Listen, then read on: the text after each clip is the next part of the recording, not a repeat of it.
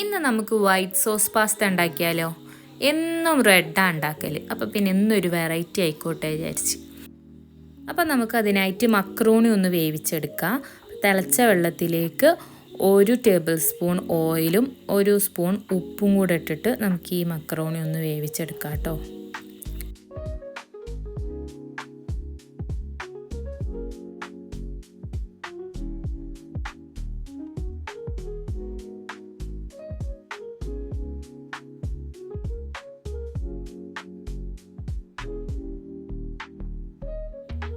ഒരു 10 മിനിറ്റൊക്കെ ആകുമ്പോഴത്തേക്കും നമ്മൾ മക്രോണി വെന്ത് കിട്ടും. അപ്പോൾ അതൊന്ന് ഒരു അരിപ്പയിലേക്ക് നമുക്ക് ചൂടോടെ തന്നെ ഒഴിച്ചു കൊടുക്കാം. എന്നിട്ട് അതിൻ്റെ മുകളിൽ കുറച്ച് പച്ചവെള്ളം കൂടി ആക്കാം കേട്ടോ.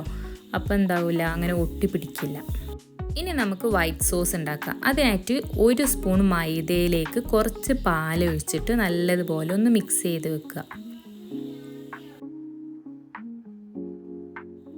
ഒരു പാനിലേക്ക് ഒരു 2 സ്പൂൺ ബട്ടർ ഇട്ടിട്ട് നമുക്കതൊന്ന് മെൽറ്റ് ചെയ്തെടുക്കാം.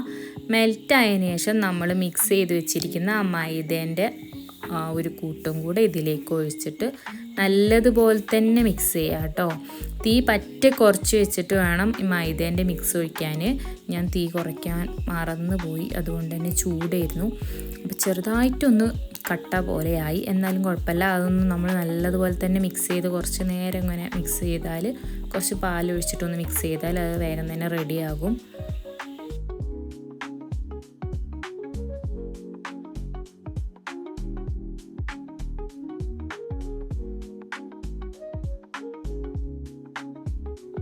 ഇനി നമുക്ക് അതിലേക്ക് കുറച്ച് ഫ്രഷ് ക്രീം ഒഴിക്കാം കേട്ടോ.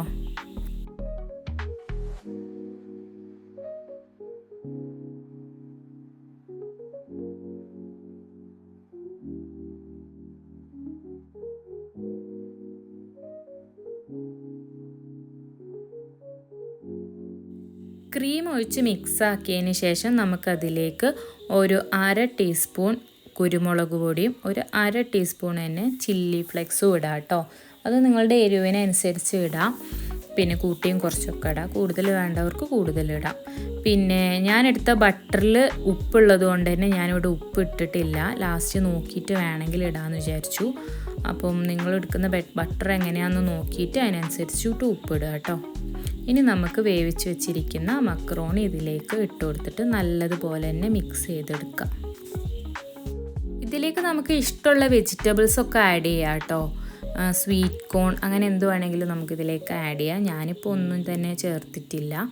അപ്പം നമുക്കിതിനെ അതൊരു സെർവിങ് പ്ലേറ്റിലേക്ക് മാറ്റിയിട്ട് ഗാർണിഷിന് വേണ്ടിയിട്ട് കുറച്ചും കൂടെ ചില്ലി ഫ്ലെക്സ് മുകളിൽ ഇട്ട് കൊടുക്കാം. അപ്പം നമ്മളുടെ പാസ്ത റെഡി.